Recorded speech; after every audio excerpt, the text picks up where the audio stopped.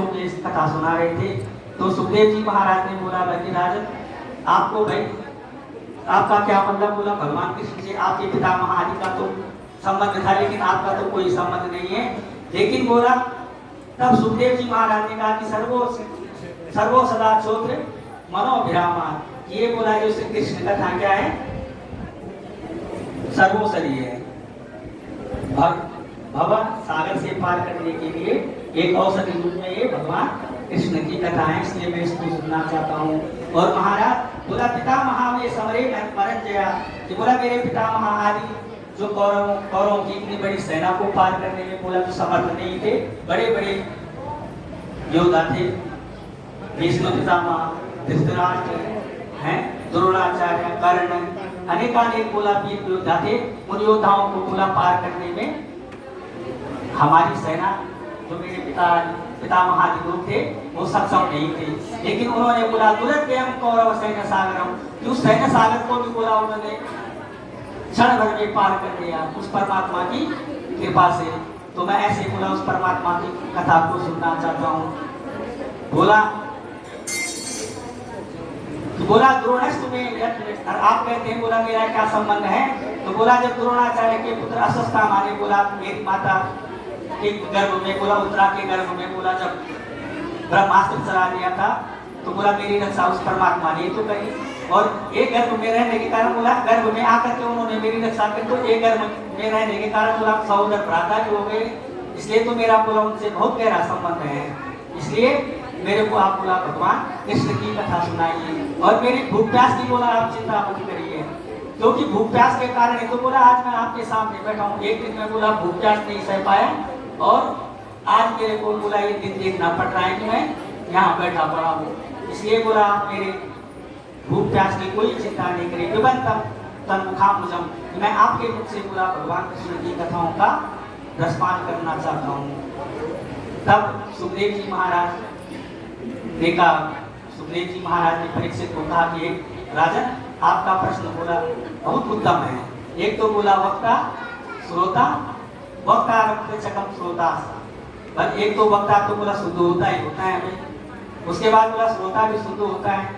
जिसने बोला प्रश्न किया, प्रश्न पूछने वाला और प्रश्न का उत्तर देने वाला, लेकिन बोला उस प्रश्न के उत्तर को जितने लोग सुनते हैं बोला वो सब पवित्र हो जाते हैं। जिस प्रकार से बोला शालिग्राम भगवान की पूजा एक व्यक्ति करता है, चरणामृत दूसरा व्यक्ति मानता है, लेकिन बोला उस चरणामृत को पीने वाले अनेकों होते हैं। इसी प्रकार से बोला भगवान कृष्ण की कथा है कि बोला आपने जो इतनी सुंदर कथा पूछी है मैं आपको बताता हूँ, लेकिन पहले बोला आप कुछ जलपान कीजिए। तब बोला परीक्षित महाराज ने कहा कि बोला जलपान के कारण एक दिन की क्षुधा को मैं सहन नहीं कर पाया और आज मेरे सामने बोला कि तक्षक सर्प से मरने का श्राप है और मैं तट पे बैठा हुआ, इसलिए आप मेरे को भगवान कृष्ण की कथा सुनाइए। तब सुखदेव जी महाराज ने उनको कथा सुनाई कि यदा यदा हि धर्मस्य ग्लानिर्भवति भारत अभ्युत्थानम् अधर्मस्य तदात्मानं सृजाम्यहम्। जब जब जब जब होई धर्म की हानि बाढ़हि असुर अधम अभिमानी। राम सिया राम सिया राम जय जय राम, राम सिया राम जय जय राम। जब जब होई धर्म की हानि बाढ़हि असुर अधम अभिमानी।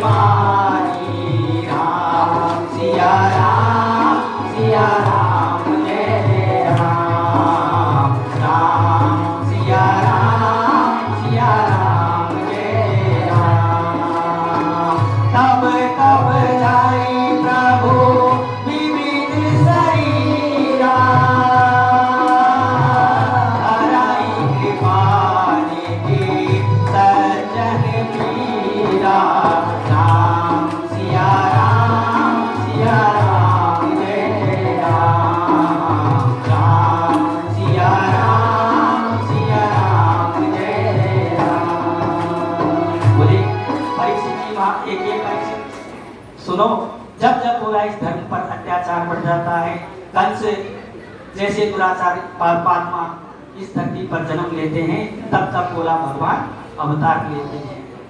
और जब बोला धरती दुखी हो जाती है, पृथ्वी माता दुखी हो जाती है, तो वो देवताओं के पास प्रार्थना करके देवताओं के पास जाते हैं कि मेरे दुख को दूर करो। देवता पृथ्वी माता गौ माता का रूप धारण करके गई थी, उनको लेकर के बोला देवताओं के पास गई, देवता ब्रह्मा जी के पास गए और उन सब ने बोला भगवान से प्रार्थना करी, हे प्रभु अब तो बोला जल्दी से आओ, हमारे कष्ट को दूर करो। तब बोला कि वसुदेव ग्रहे साक्षात भगवान पुरुषा परम। तब बोला ब्रह्मा जी के मन में आकाशवाणी हुई, ब्रह्मा जी को संकेत बोला कि बोला वसुदेव ग्रहे साक्षात, बोला साक्षात वसुदेव के घर में भगवान अवतार लेने वाले हैं। देवताओं का मैं जाओ जाओ मथुरा वृंदावन में फैल जाओ, मैं सभी देवता लोग अपने अपने बोला जनी सके प्रियार्थम अपनी प्रिया बोला राधा रानी के साथ बोला वो अवतार लेने वाले हैं। संभवस्तु स्त्रिया कि आप सभी लोग बोला अपनी पत्नियों के, देवता लोग अकेले जाने लगे, बोला नहीं नहीं, बोला अपनी अर्धांगिनियों के साथ जाओ, भगवान की सेवा करनी है कोई, क्योंकि राधा रानी भी वहां प्रकट होने वाली है। तब देवता लोग बोला सब वहां प्रकट हो गए। अब मथुरा के जो राजा थे बोला सूरसेन, मथुरा के राजा सूरसेन, अब उनका बोला बड़े धर्मात्मा राजा थे, लेकिन पुत्र हो गया बोला दुराचारी कंस, कसी हिंसाया धातु से बना हुआ है कंस, बोला जिसका काम बोला हमेशा लड़ाई झगड़ा करना, मारपीट करना, और इतना दुराचारी की बोला एक दिन क्या किया उसने कि अपने पिताजी को ही गद्दी से उठा करके कारागार में डाल दिया। जब अपने पिताजी को कारागार में डाल दिया, जबरदस्ती बोला राजगद्दी पर बैठ गया। जब राजगद्दी पर बैठा तो अब उसकी छवि खराब हो गई, लोगों के मन में बड़ा दुराचारी है, अपने पिता को भी इसने छोड़ा नहीं तो हम लोगों को क्या छोड़ेगा। जनता बड़ी त्रस्त होने लगी, बड़ी दुखी होने लग गई। अब इसके मन में विचार आया कि कोई कुछ तो ऐसा काम करना चाहिए कि जिससे बोला कि जनता का मेरे प्रति जो है सहयोग बढ़ेगा। तब बोला इसने क्या किया कि इसकी दृष्टि पड़ी अपनी चचेरी बहन देवकी पुत्री देवकी पे, इसकी दृष्टि पड़ी, उसने देखा सयानी हो गई है, चलो कोई ना कोई इसका अगुवा ही कर देते हैं। अब जब इसका अगुवा करने के लिए तैयार हुआ, वसुदेव के साथ बोला इसका अगुवा उन्होंने तय कर दिया। वसुदेव के साथ जब विवाह तय किया, अब उसने देखा भाई बड़े धूमधाम से उसने विवाह किया, देखा कि लोग बड़े खुश हो रहे हैं, भाई प्रशंसा करने लगे। कंस तो दिखने में क्रूर था, हम तो सोचते थे क्रूर है, लेकिन बोला क्रूर नहीं है। जब ऐसा उसने सोचा कि मेरा प्रभाव पड़ने लग गया है, तो उसने बोला तुरंत फिर और भी नाटक करना शुरू कर दिया, नौटंकी करनी शुरू कर दी। बोला जोर जोर से विदाई के समय जोर जोर से रोने लग गया और अपने साथी को नीचे उतार दिया। कहा कि नहीं ऐसा कर, मैं अपनी बहन को स्वयं छोड़ने के लिए जाऊंगा।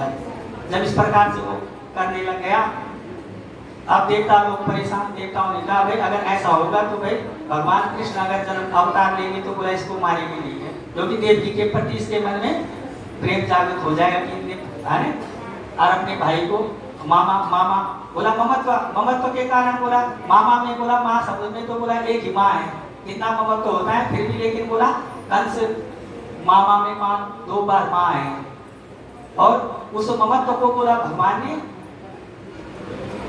कैसे काट सकते थे। इसलिए देवताओं ने चाल चली, क्या किया जाए, आकाशवाणी कर दी, अष्टमों कर को, जिस देवकी को बोला तो इतने प्रेम से भेज रहा है, उसका 8वां गर्भ ही तेरा काल हो गया। काल का नाम सुनते ही बोला कंस हो गया लाल, और उसने क्या किया कि देवकी के केस पकड़ करके बोला खड्ग पानी कचेंगी, हाथ से बोला उसने हाथ में खड्ग लेकर के बोला केस पकड़ करके देवकी को रथ से नीचे फेंक दिया और उसको मारने के लिए उद्यत हो गया। लेकिन तब तक वसुदेव जी ने पाति रक्षक की बोला, जो पत्नी की रक्षा करे वही पति है। और